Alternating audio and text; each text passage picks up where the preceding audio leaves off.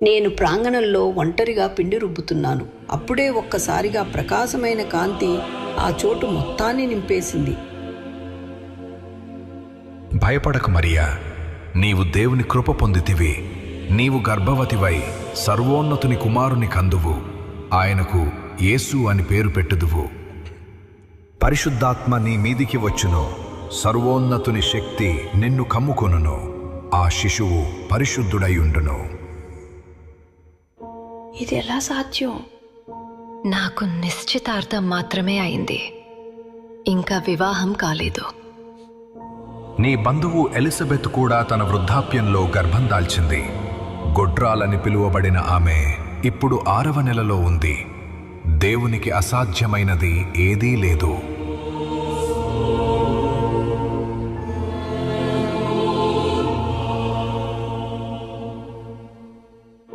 ఆ మాటలు నా హృదయంలో లోతుగా నాటుకుపోయాయి లూకా. ఆ క్షణంలో నేను ప్రభువు సేవకురాల్ని. నీ మాట ప్రకారమే నాకు జరుగునుగాక. వెలుగు తగ్గిన తర్వాత ఏమైంది?